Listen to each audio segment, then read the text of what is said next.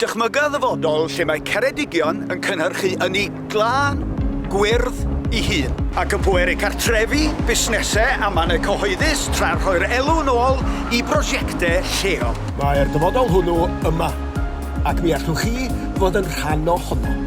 Mae Ynni Teg, yr unig ddatblygwr Cymru gyfan mewn ynni cymunedol, wedi lansio cynnig cyfranddaliadau newydd cyffroes yma yng Ngheredigion.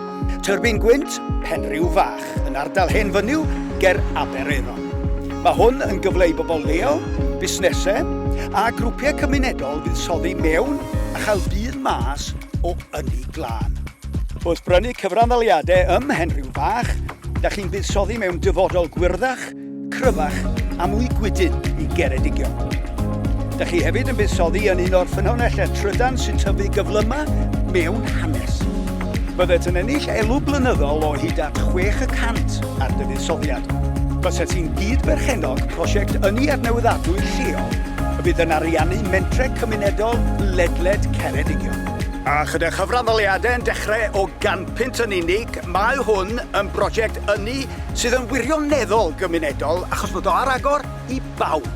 Mae Ynni Teg eisoes wedi profi grym ynni cymunedol. Yn Sir Gaerfyrddin, mae Tyrbin Gwynt cyntaf a fferm solar bellach yn cynhyrchu digon o ynni i bweru dros 820 o gartrefi, tra'n arbed 1,560 tunnell o garbon deuocsid bob blwyddyn. A nawr, mae Ynni Teg yn dod â chyfle i gymunedau ar draws Ceredigion.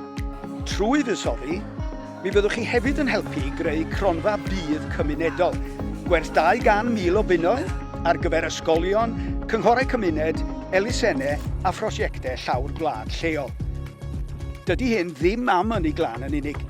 Mae'n ymwneud â chadw arian yn ein cymunedau ac am adeiladu dyfodol i ni gennym ni. Mae'r cynnig cyfranddaliadau ar agor nawr. Gellid buddsoddi rhwng 100 o bunnau hyd at 100,000 o bunnoedd. Byddet yn derbyn taliadau llog blynyddol a byddi'n dod yn aelod pleidleisio o Ynni Teg, gan helpu i lunio prosiectau ynni glân y dyfodol. Bydd yr elw yn cael ei ddefnyddio i gefnogi pobl a mentrau lleol yng Ngheredigion a chefnogi dyfodol carbon isel i ni gyd. Nawr yw'r amser i weithredu. Ymuno gyda'r symudiad ynni glân a buddsoddi yn dyfodol Ceredigion heddiw.